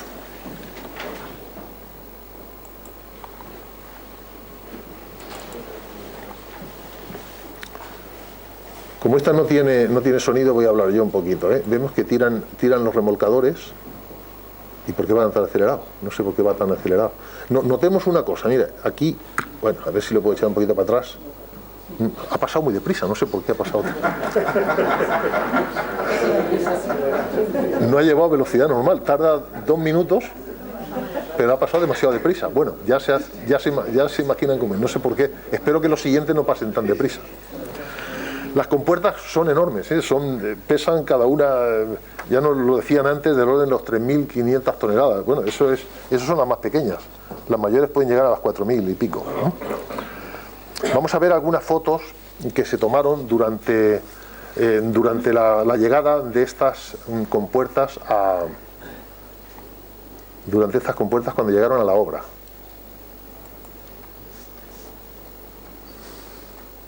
Aquí, comparémoslas con el tamaño de las personas, y son enormes.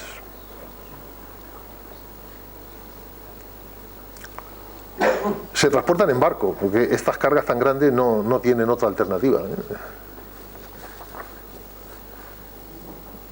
Vamos a ver ahora estas 3 fotos que vienen a continuación. Son fotos muy recientes, están tomadas en este mismo año, que son de tajos de construcción de la obra. Vemos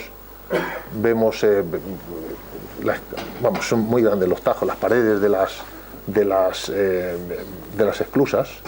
Aquí vemos estos agujeros, esto por donde entrará el agua cuando haya que llenarlas o vaciarlas, ¿no? Con la conexión con las balsas que veremos después. Esta es otra. Esta es una más. En las esclusas actuales, cada operación de paso del barco entre un océano y otro, se van al mar unos 200.000 metros cúbicos de agua dulce, aproximadamente, un poquito menos, pero casi, en este momento, ¿no?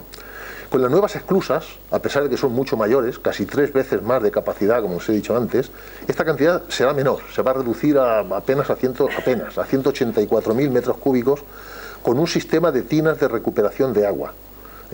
Vamos a ver cómo funciona este sistema de las tinas en este vídeo.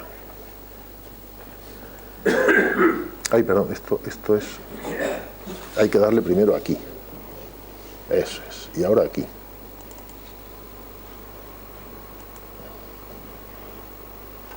A ver si no pasa tan deprisa como antes. ¿Ves? Estas 3 tinas tienen agua y entonces la van metiendo. Bueno, ha pasado muy deprisa. Bueno, es que el vídeo final, si pasa muy deprisa, no lo perdemos totalmente, ¿eh? Baja el agua y se mete en la esclusa y se nivela. Entonces cuando va a bajar la compuerta, se recupera el agua porque va otra vez a pasar a la esclusa. Y así se aprovecha bastante agua dulce, ¿no? A ver, ¿ahora qué hacemos? Quitamos esto. Le damos aquí. Esta es una foto virtual, porque no está construido todavía, de cómo quedará finalmente las tinas con el canal. Bueno, y para terminar, no sé si nos dará tiempo, tengo aquí preparado otro vídeo que dura unos 8 minutos. Lo que pasa es que si pasa tan deprisa el sonido no se va a oír y no sé, ¿alguien me puede ayudar a evitar que pase tan deprisa? Que pase con velocidad normal, ¿no? Por una compuerta también de esas. Es un vídeo que está editado por Discovery Channel y se lo he traído aquí porque creo que resume bastante bien gran parte de las cosas que hemos visto. Y espero que no estén demasiado cansados y esto ya va a ser lo último. A ver dónde tengo que ir, quitar esto y darle aquí.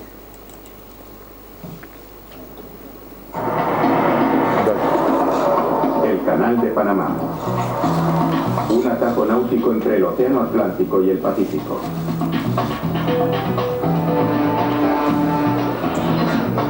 Cuando se acabó el canal en 1914, era una maravilla de la ingeniería, que les ahorraba a los barcos un agotador viaje de 2 semanas bordeando Sudamérica. Pero en la actualidad, los grandes cargueros lo han colocado en una difícil encrucijada. El comercio mundial presiona a los ingenieros para que estudien la posibilidad o la conveniencia de rediseñar el canal. A menos que Panamá pueda acondicionar el canal para el siglo XXI, pronto podría quedarse anticuado y obsoleto.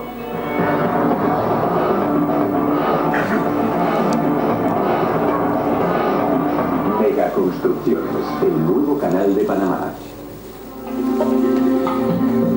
Son las 6:30 de la mañana en la entrada atlántica del canal de Panamá.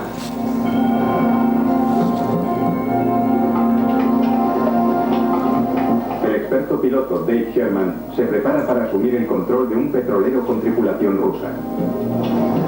El canal de Panamá es el único lugar del mundo en el que un capitán debe ceder el mando de su embarcación. Estamos en la crecida. Hay que aproximarse con cuidado para que no haya accidentes. Tras 25 años de trabajo, Dave sabe que debe permanecer alerta.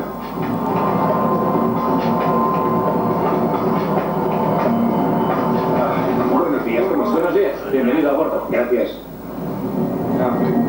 Navegar por el canal es un trabajo muy especializado y sometido a mucha presión, desde el principio hasta el final. ¿Capitán? ¿Sí? Buenos días, Dave Sherman, ¿cómo están? Bien. El más mínimo error podría resultar catastrófico. Son los barcos de hoy. Gracias. Se necesitan 8 años de intensa preparación para ser piloto del canal. En la actualidad, son menos de 200 los pilotos capacitados que hay en todo el mundo. En un día normal, unos 36 barcos cruzan el canal en ambas direcciones, transportando 450.000 toneladas de carga. Si el canal se bloqueara, el comercio internacional se encontraría en un punto muerto. Desde el lado atlántico del canal, Dave tendrá que cruzar 3 esclusas que elevarán el buque 26 metros y lo conducirán al lago Gatún.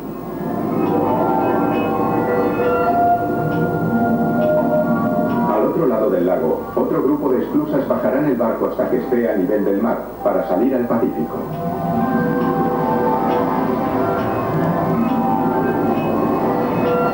Dave tardará 10 horas en recorrer con el buque los 80 kilómetros del canal. Eso si no hay contratiempos. A 1 kilómetro canal adentro, Dave se encuentra con el primer conjunto de esclusas, las esclusas del Gatún. Bien, ¿cuál es la posición de 10 ahora? Cada esclusa tiene 3 cámaras independientes pero conectadas.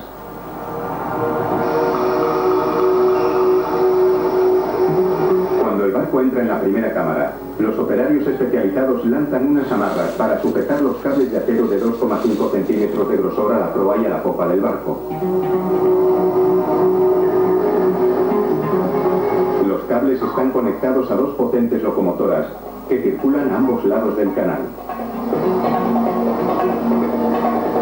Cada locomotora puede remolcar 32 toneladas, o lo que es lo mismo, 2 aviones de combate F-14. Pero se necesitan 6 locomotoras para guiar este barco de 60.000 toneladas a la cámara de la esclusa. Dave reduce la potencia. Su pericia como piloto va a ser puesta a prueba. El capitán ruso está nervioso. Su barco tiene 32 metros de manga.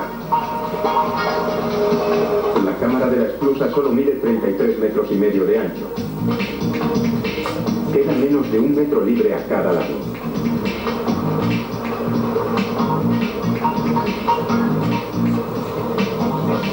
Bien, libra de ambos lados. Dave necesita que se hagan unos leves ajustes. Ya podéis dejar eso, número 2. Parte número 2. La maniobra exige la precisión de un cirujano. Un golpe dentro de las cámaras podría romper el casco, se derramaría el petróleo y habría que cerrar el canal. No hay salida de emergencia. Ajustando constantemente la tensión de los cables, las locomotoras mantienen el barco centrado en la cámara. Su movimiento debe estar perfectamente sincronizado para que los cables se mantengan tensos.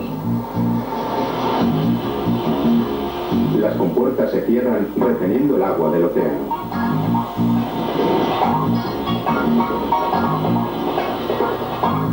Arriba, en la torre de control, los operarios abren las válvulas y llenan la cámara con el agua dulce del lago Gatún para elevar el barco.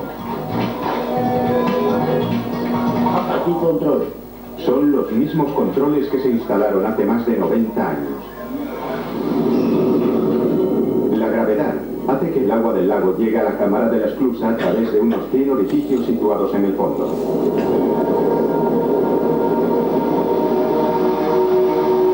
El agua que entra empieza a subir el barco hasta el nivel de la siguiente cámara.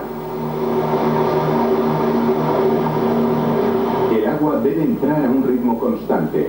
Una turbulencia podría aplastar el barco contra los laterales y romper los cables de acero tensados de media tonelada con una fuerza tal que podría partir a una persona en 2.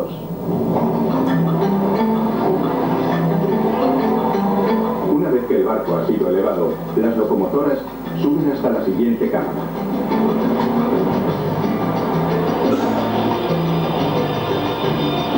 Las compuertas de 680 toneladas se abren lentamente. Este proceso se repite hasta que el barco ha alcanzado el nivel del lago, 26 metros por encima del Atlántico.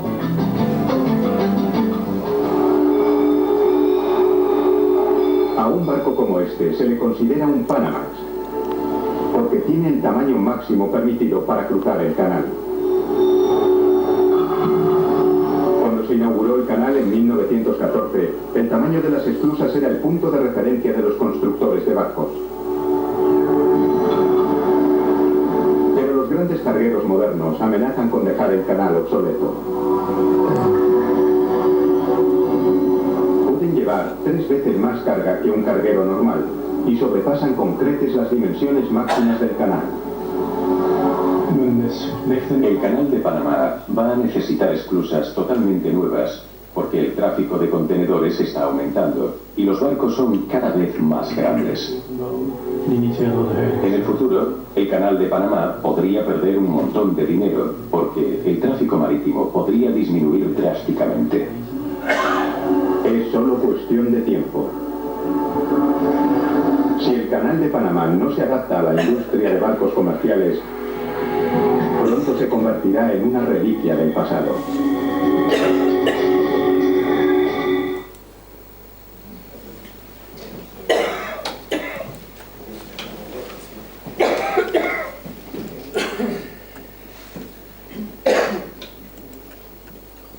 Bueno, pues esto es todo, nada más. Muchas gracias.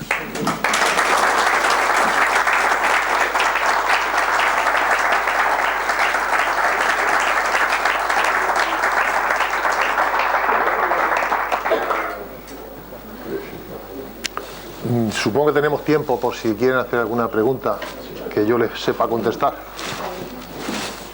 ¿Hay algún procedimiento mecánico que se pueda poner como son en los barcos convencionales las defensas a los lados del casco para evitar que no rocen con el muelle y todo eso? ¿Existe algo?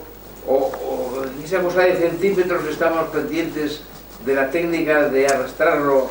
Esas defensas que se pongan esto necesitan espacio a su vez, con lo cual se limita bastante más el pequeño espacio que hay. En estos que hemos visto que tienen tan poco margen, que los que de verdad lo necesitarían, pues no se las ponen porque eso ocupa todavía más espacio.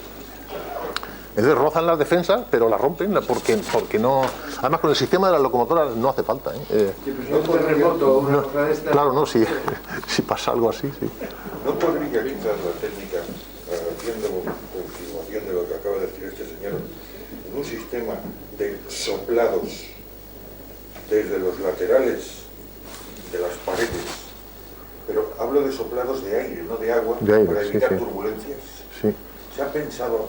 Porque al fin y al cabo también el aire es un elemento Sí, no lo sé, pero eso requiere una instalación de potencia, de motores, de compresores, de ruido, no sé, supongo que sería muy caro eso. No sé si se ha pensado en ello, de hecho no se ha construido. Esa otra versión que he dicho. Y el canal están constantemente gastando dinero en mantenimiento y en mejoras. ¿Que siguen esa otra idea del canal de Nicaragua? Sí, hay por ahí un proyecto del gobierno sandinista, se presentó en Pekín y pidieron financiación al Banco Nacional Chino, que parece que les está dispuesto a gastarse miles de millones de dólares. Significa que habría competencia porque habría dos canales prácticamente paralelos. Claro, prácticamente juntos, vamos, muy cerca uno de otro, sí. Es nada. Perdona, al hilo de la pregunta de estos señores sobre esa forma de equilibrar el barco atravesando las esclusas, he oído de que en la ampliación del canal no se va a utilizar el sistema de las mulas, sino un sistema de remolcadores.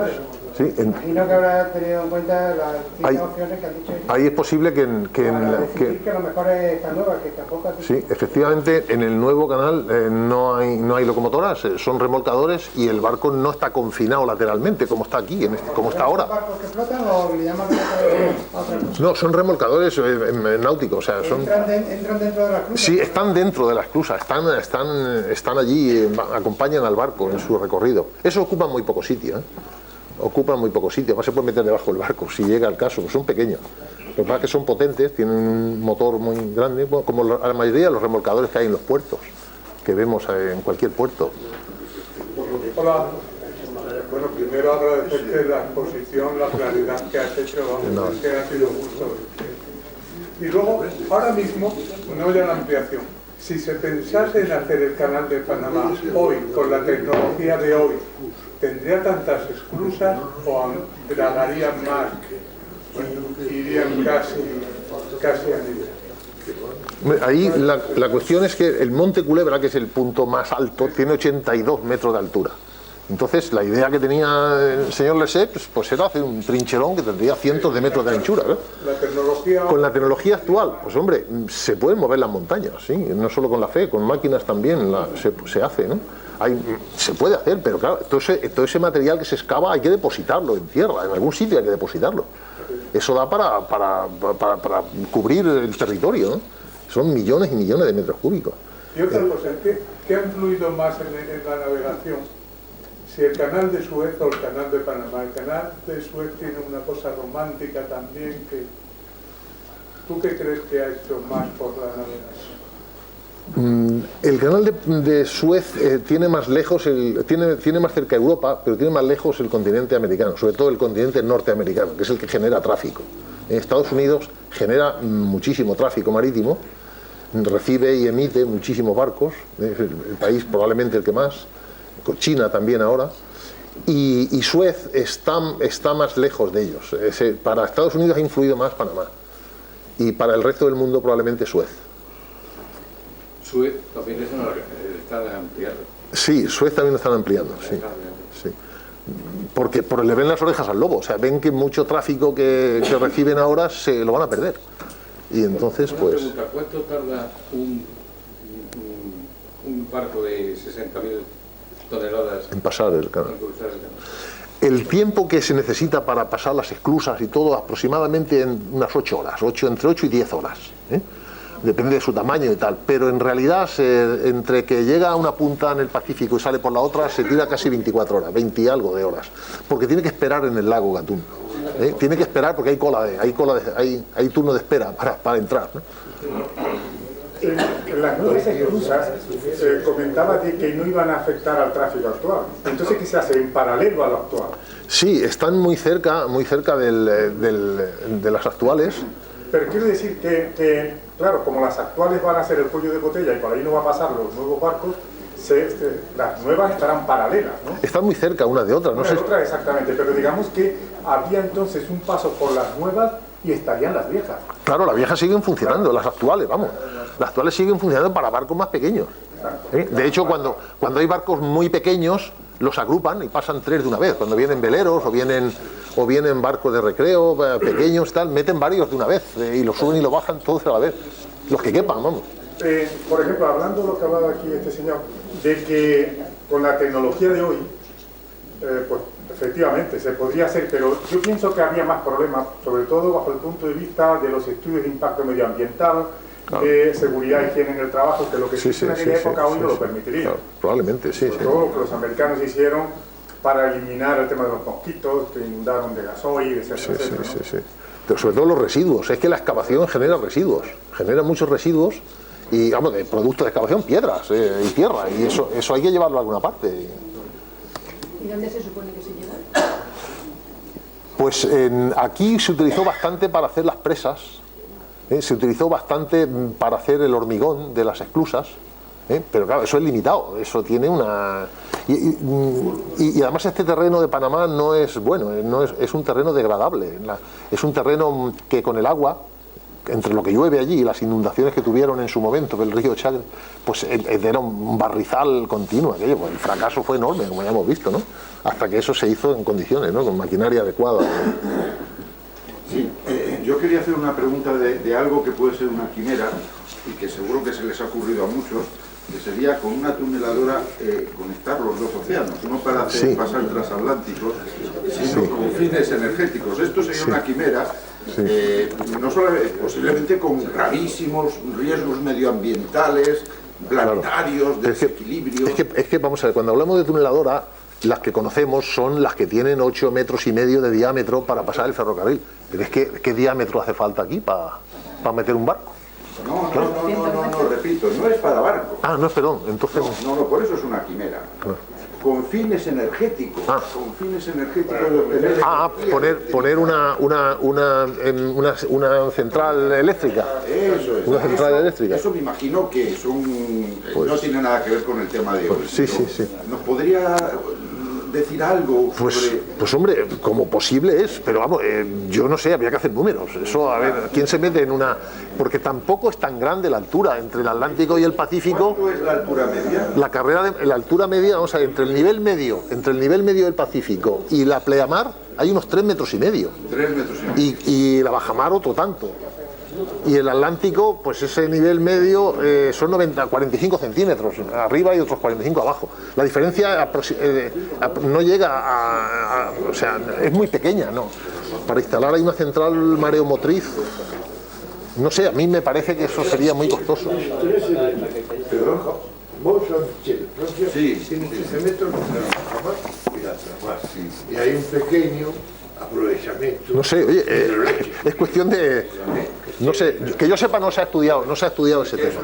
Que yo sepa no se ha estudiado ese tema. No sé. Hay unas centrales maremotrices que hicieron en Francia. Sí, las hay en Bretaña y todo eso, en Normandía, por ahí. No sé cómo está esta llamada. No, y funcionan. Las mareas son muy altas, pero... ¿Funcionan? Sí, sí, hay unas zonas acotadas donde se llena, es un embalse que se llena todos los días 2 veces, gratuitamente. O sea que, lo cual, pues... Yo quería hacer una reflexión que tiene que ver con el canal, pero que va un poco más allá, que es quizá el tema de los barcos, que claro, esto supone un problema con el canal de Panamá, pero supone un problema en los puertos, porque los puertos, para los barcos más grandes, también habrá una competencia y habrá un problema de los puertos que querrán ese tráfico, lo que se hace, feroces que se estarán haciendo en puertos, precisamente de cara a ese ciclado. Precisamente la semana que viene, el día 5, voy a dar otra conferencia sobre puertos en el Ministerio de Fomento, en el Aula Cultural de Fomento.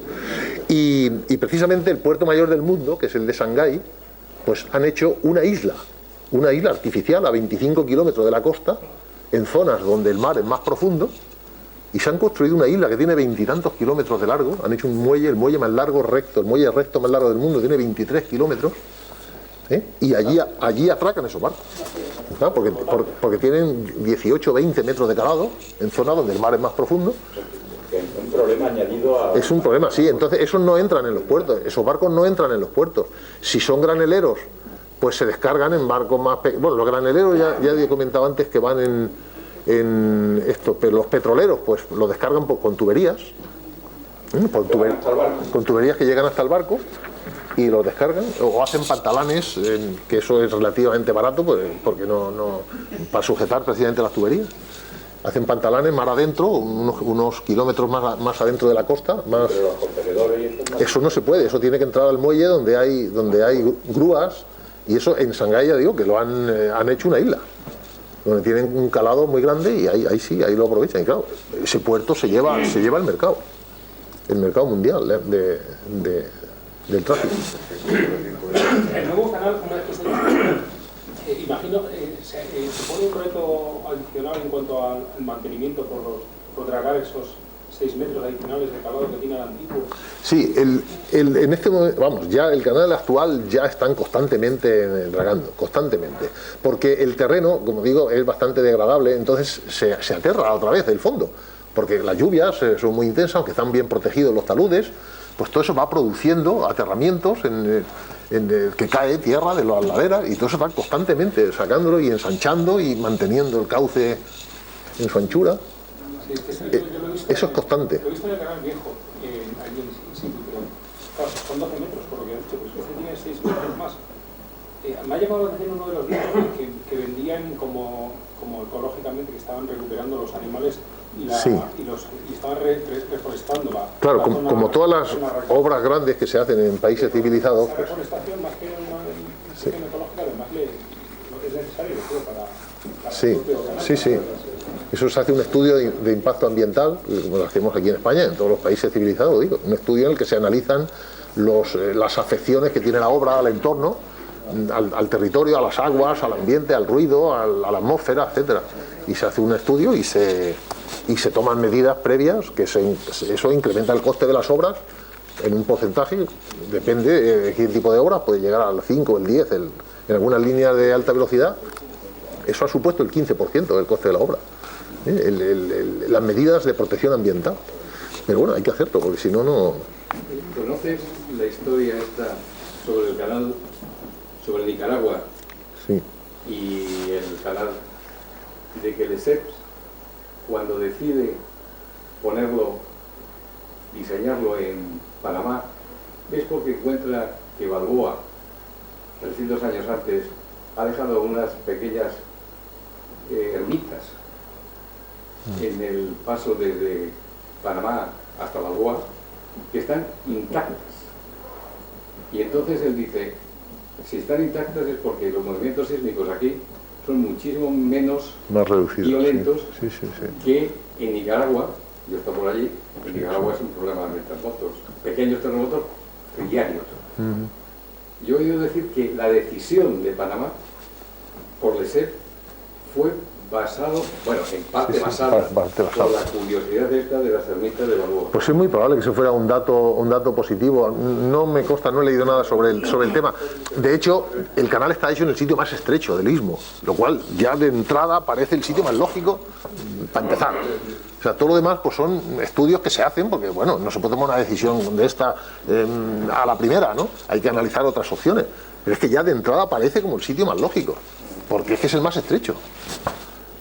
Y entonces, bueno, pues sobre todo con la posibilidad, de, como se ha hecho, de hacer la mitad del recorrido navegable pues, sin tener que excavar, pues oye... Oye, yo como te considero un gran ingeniero, no me digas. Sabemos que esta obra es una de las más importantes del siglo XX.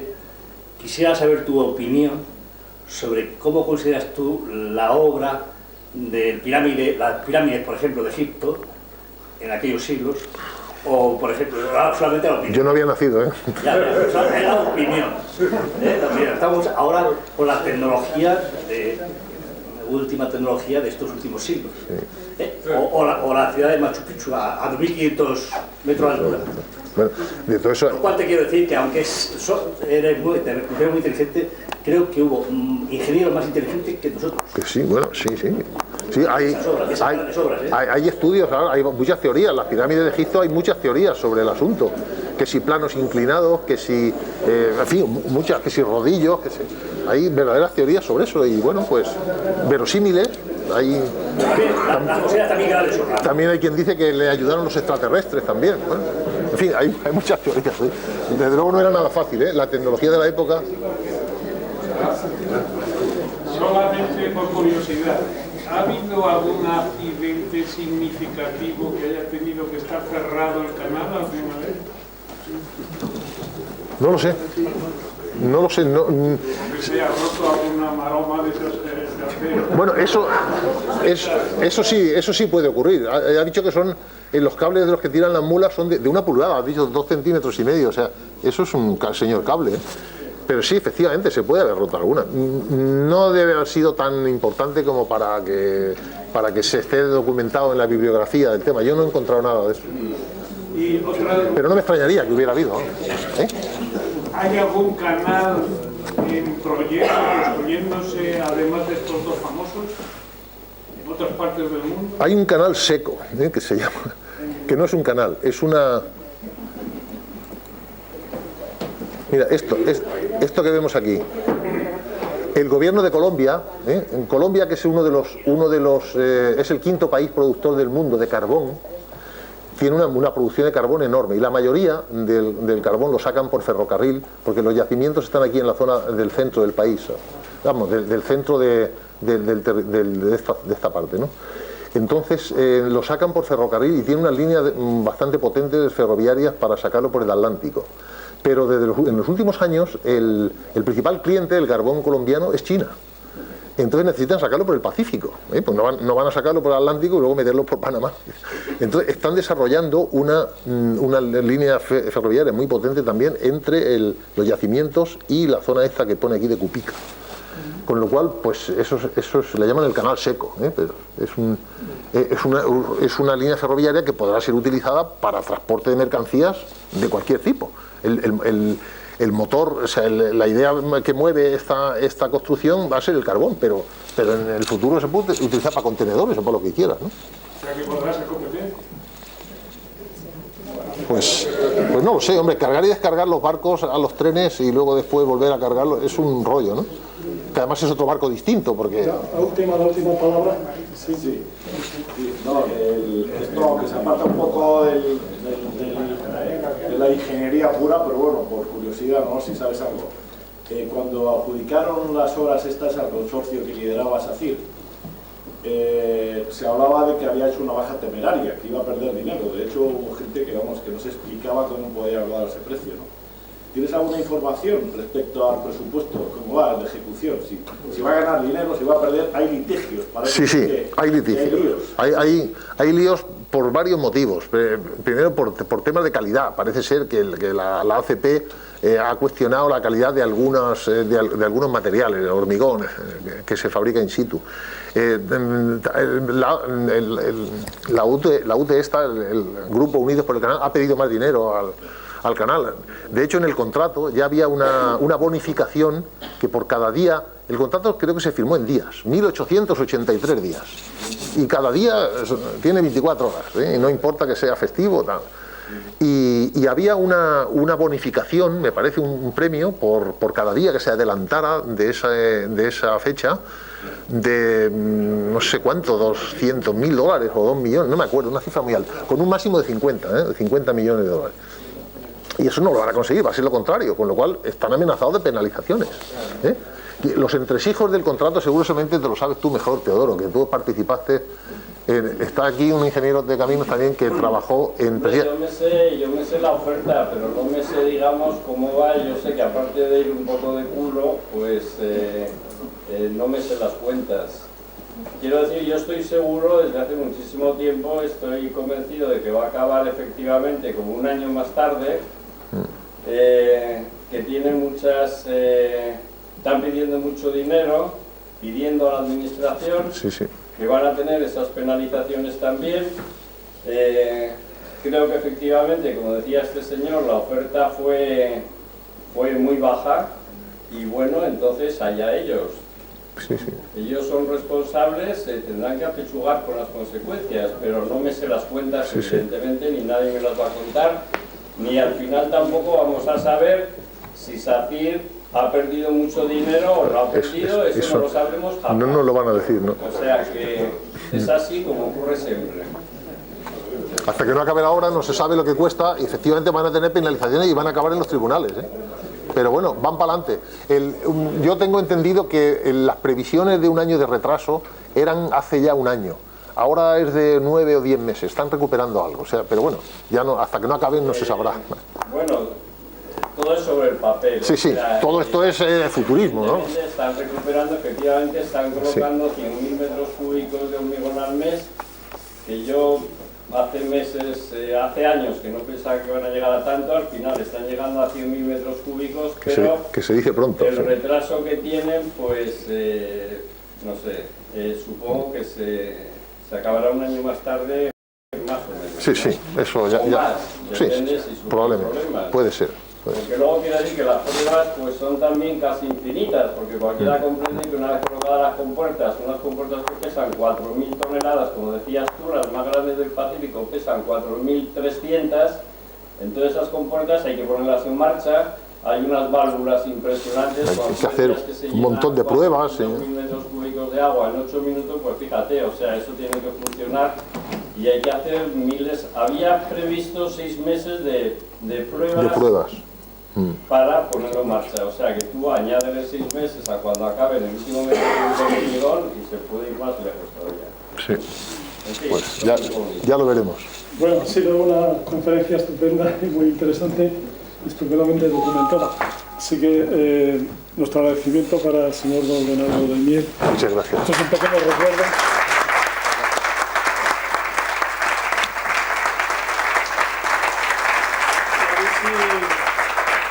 Si nos puede dar alguna otra que viene sobre estas grandes obras, que es muy interesante. Bueno, pues sé que es especialista. Sí, ya lo hablaré con Gabriel para que hacéis la programación, eso, claro que sí. Gracias, muchas gracias.